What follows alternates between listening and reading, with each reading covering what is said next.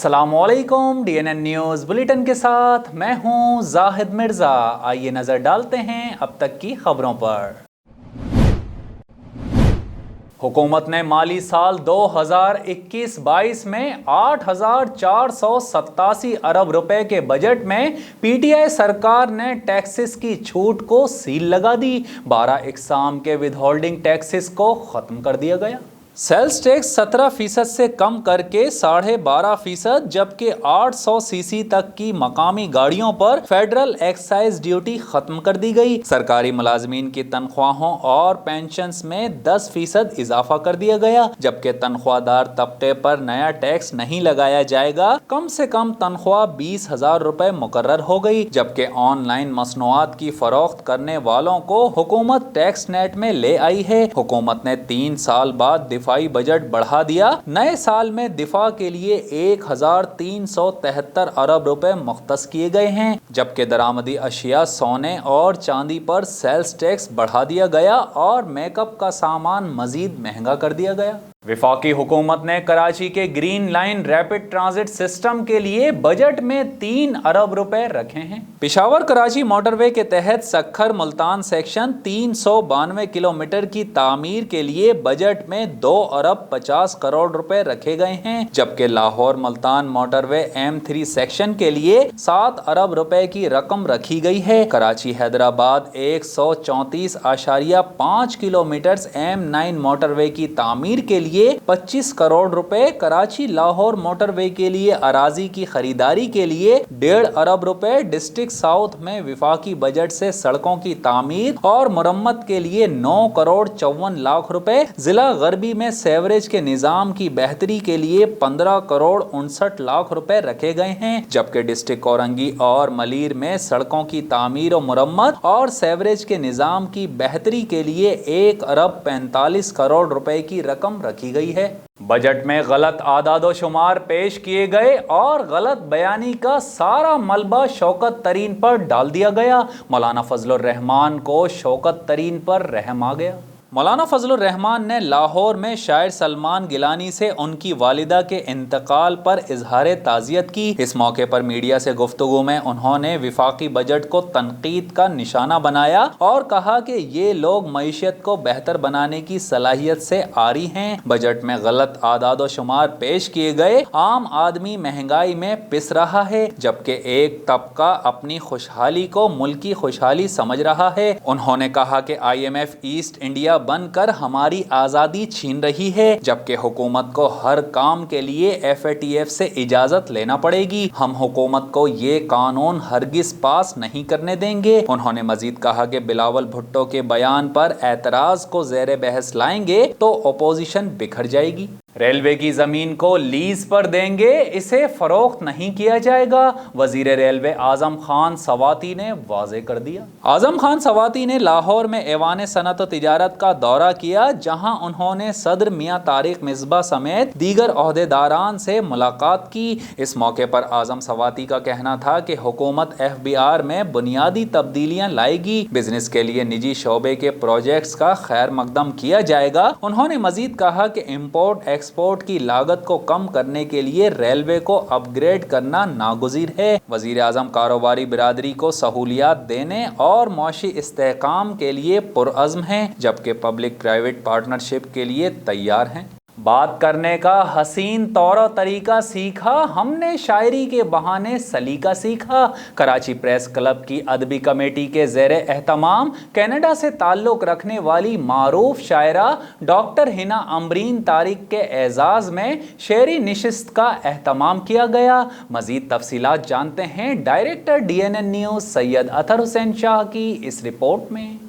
निशिस्त की सदारत मारूफ शायर और सीनियर सहाफ़ी राशिद नूर ने की, जबकि निज़ामत के फ़राइज़ अब्बास मुमताज़ ने अदा किए। शेरी निशिस्त में कराची शहर से ताल्लुक़ रखने वाले शोरा और शुरका ने भरपूर शिरकत की और अपना कलाम भी पेश किया। शोरा में नाज़िम मुशायरा अब्बास मुमताज़, सैयद फैसल महमूद, अब्दुल रहमान मोमिन, नईम समीर, सलमान सरवत, इमरान शमशाद, कामरान नफीस, सिमान नवीद, हुमेरा राहत, Mohammad Atiq, Noman Jafri, Khalid Moin senior member Karachi press club اور Ajmal Siraj member Karachi press club اور شاعر و صحافی شامل تھے۔ اس موقع پر کراچی پریس کلب کے سابق سیکریٹری اور ادبی کمیٹی کے چیئرمین AH خانزادہ نے بھی اظہار تشکر کیا، جبکہ شعری نشست کے اختتام پر مہمان اعزازی ڈاکٹر حنا امبرین طارق اور صدر محفل راشد نور کو کراچی پریس کلب کی جانب سے سندھ کا روایتی تحفہ اجرک بھی پیش کیا گیا۔ تقریب کے اختتام پر سیکریٹری ادبی کمیٹی کراچی پریس کلب نے تمام شعراء کرام اور مہمانوں کی آمد پر اظہار تشکر کیا۔ محکمہ اسکول ایجوکیشن کے تحت تاحال پہلی سے 8ویں جماعت تک اسکولز کھولنے اور لاکھوں طلباء کے امتحانات لینے سے متعلق کوئی فیصلہ سامنے نہ آ سکا، والدین سخت پریشان۔ وزیر تعلیم سندھ سعید غنی کے ترجمان کی جانب سے گزشتہ روز جو اعلامیہ جاری کیا گیا، اس کے مطابق اس حوالے سے مشاورتی اجلاس منعقد ہوا ہے اور فیصلہ کیا گیا ہے کہ اسکولز کھولنے اور امتحانات لینے اور ان کی تاریخوں کے تعین کے حوالے سے کوئی بھی فیصلہ اسٹیئرنگ کمیٹی کے اجلاس میں کیا جائے گا۔ تاہم اس کے بعد کسی اسٹیئرنگ کمیٹی کے اجلاس کے انعقاد کے بغیر ہی میٹرک اور انٹر کے امتحانات سے متعلق نوٹیفیکیشن جاری کر دیا گیا۔ بتایا جا رہا ہے کہ اسٹیئرنگ کمیٹی کا اجلاس آئندہ 2 روز میں متوقع تھا، تاہم وزیر تعلیم سندھ اس کے لیے وقت نہیں نکال پا رہے۔ علاوہ ازیں ایک جانب پہلی سے 8ویں جماعتوں کے امتحانات لینے اور اسکولز کھولنے سے متعلق فیصلہ اسٹیئرنگ کمیٹی پر ڈال دیا گیا ہے، لیکن عملی طور پر صورتحال اس کے بالکل برعکس ہے، کیونکہ محکمہ اسکول ایجوکیشن اب تک اسکولز کھولنے اور امتحانات لینے سے متعلق کوئی فیصلہ نہیں کر سکا، جس کے سبب بڑے پیمانے پر نجی اسکولز نے آن لائن سیشنز میں طلباء سے امتحانات لے لیے ہیں یا پھر طلباء کی ورک شیٹس کے ذریعے اسسمنٹ کر کے سیشن ختم کر دیا گیا ہے۔ کورونا ویکسین لگوانے سے انکار پر سرکاری ملازمین کی معطلی اور تنخواہیں روکے جانے کا سلسلہ شروع کر دیا گیا۔ DPO بنوں کے مطابق کورونا ویکسین لگوانے سے انکار پر 6 لیڈی پولیس اہلکاروں کو معطل کر دیا گیا، جبکہ معطل لیڈی کانسٹیبل کی تنخواہیں بھی روکنے کا حکم دیا گیا ہے۔ دوسری جانب کورونا ویکسین نہ لگوانے پر ضلع کمبر شہداد کوٹ پولیس کے 671 اہلکاروں کی تنخواہیں روک دی گئیں۔ SSP کمبر شہداد کوٹ کے مطابق کورونا سے بچاؤ کی ویکسین نہ لگوانے والوں کی تنخواہیں حکومت سندھ کے فیصلے کے تحت روکی گئی ہیں۔ جن اہلکاروں کی تنخواہیں روکی گئی ہیں ان میں 37 inspectors, 33 sub inspectors, 27 ASIs، 68 head constable, 506 constable اور دفتری عملہ شامل ہے۔ SSP کا کہنا تھا کہ ویکسین لگوانے پر اہلکاروں کی تنخواہیں جاری کر دی جائیں گی۔ واضح رہے کہ حکومت سندھ اور NCOC نے سرکاری اور نجی ملازمین کے لیے کورونا ویکسینیشن کو لازمی قرار دیا ہے، جبکہ وزیر اعلیٰ سندھ نے ویکسین نہ لگوانے والے سرکاری ملازمین کی تنخواہیں روکنے کے احکامات جاری کیے ہیں۔ ملک میں کورونا سے مزید 57 افراد انتقال کر گئے، جبکہ گزشتہ 24 گھنٹوں میں مثبت کیسز کی شرح 3.34% رہی۔ پاکستان میں کورونا کے اعداد و شمار بتانے والی ویب سائٹ covid.gov.pk کے مطابق گزشتہ 24 گھنٹوں کے دوران ملک بھر میں کورونا کے 35,695 ٹیسٹ کیے گئے، جن میں سے 1194 افراد میں کورونا وائرس کی تصدیق ہوئی، جبکہ وائرس سے 57 ہلاکتیں بھی ہوئیں۔ سرکاری پورٹل کے مطابق ملک میں گزشتہ 24 گھنٹوں کے دوران کورونا کے مثبت کیسز کی شرح 3.34% رہی۔ ملک میں کورونا سے اب تک مجموعی طور پر اموات کی تعداد 1633 ہو چکی ہے اور کل کیسز کی تعداد 9,39,931 ہو چکی ہے، جبکہ اب تک وائرس سے 8,75,581 افراد صحتیاب بھی ہو چکے ہیں۔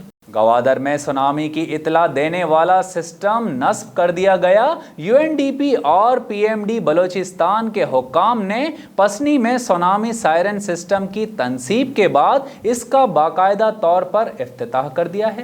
گوادر میں tsunami early warning siren system PMD office Pasni میں نصب کر دیا گیا ہے۔ UNDP حکام نے بتایا ہے کہ حکومت نے جاپان کی خصوصی گرانٹ سے UNDP اور ہلال احمر پاکستان کے اشتراک سے پاکستان کے ساحلی علاقوں میں ابھی تک 5 ڈیجیٹل سائرن سسٹم ٹاورز نصب کیے ہیں۔ ان میں سے 2 مکران کے ساحلی علاقے گوادر اور پسنی میں نصب کیے گئے ہیں، جبکہ 3 ٹاورز سندھ کے ساحلی علاقوں میں نصب کیے گئے ہیں۔ اس سسٹم میں سونامی آنے سے 12 سے 15 منٹس پہلے سائرن بجے گا جو 1.5 کلومیٹر کی دوری تک سنائی دے گا۔ سائرن کی گونج سنائی دینے سے لوگ محفوظ پناہ گاہ اور حفاظتی اقدامات کر سکتے ہیں۔ سعودی عرب میں ایوان شاہی کے مشیر شیخ ناصر بن عبدالعزیز جمعرات کی شب مختصر علالت کے بعد انتقال کر گئے۔ سعودی ذرائع ابلاغ کے مطابق شیخ ناصر کی نماز جنازہ گزشتہ روز جمعہ عصر کی نماز کے بعد ادا کی گئی، جس میں مرحوم کے عزیز و اقارب سمیت ایوان شاہی کے دیگر معزز شخصیات نے شرکت کی۔ شیخ ناصر بادشاہوں کے مشیر کے لقب سے جانے جاتے تھے۔ وہ شاہ خالد بن عبدالعزیز آل سعود کے دور سے ایوان شاہی میں مشیر کے طور پر مقرر ہوئے۔ بعد ازاں شیخ ناصر نے شاہ فہد بن عبدالعزیز اور شاہ عبداللہ بن عبدالعزیز اور شاہ سلمان بن عبدالعزیز کے مشیر کے طور پر بھی اپنی خدمات انجام دیں۔ مرحوم کے اہل خانہ کی اطلاع کے مطابق انہیں بوقت عصر کے بعد نماز جنازہ ریاض کے العود قبرستان میں سپرد خاک کر دیا گیا۔ اور اب ایک نظر DNN اسپورٹس پر رپورٹ کر رہے ہیں شاہد علی خان۔ پاکستان سپر لیگ 6 کے 18ویں میچ میں اسلام آباد یونائٹڈ نے کولن منرو کی شاندار بلے بازی کی بدولت کوئٹہ گلیڈیٹرز کو 10 وکٹ سے شکست دے دی۔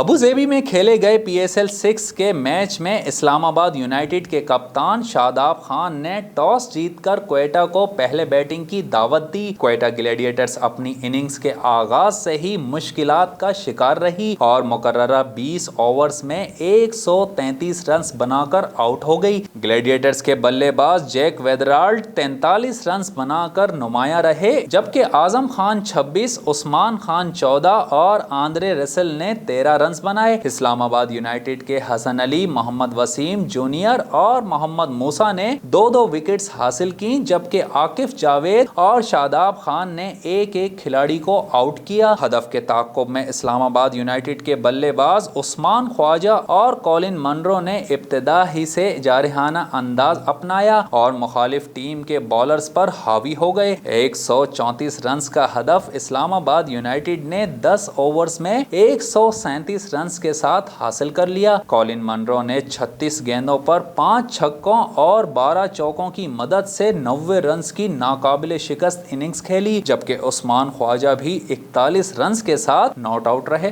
اور اب ایک نظر DNN انٹرٹینمنٹ پر رپورٹ کر رہے ہیں شاہد علی خان۔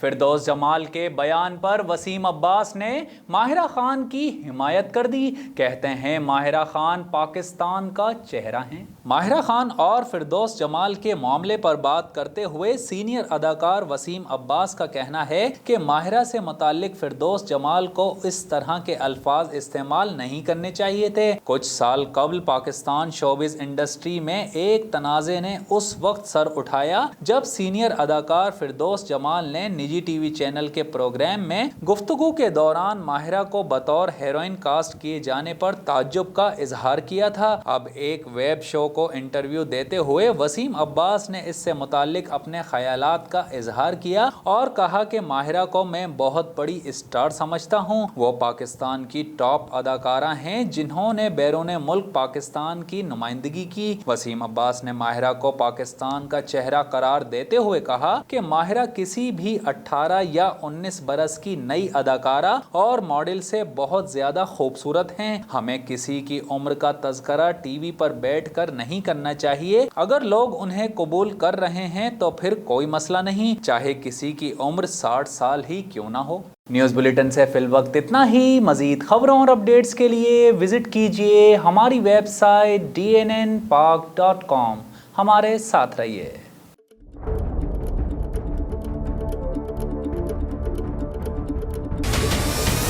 ہمارے چینل کو سبسکرائب کریں اور بیل آئیکن پر کلک کریں۔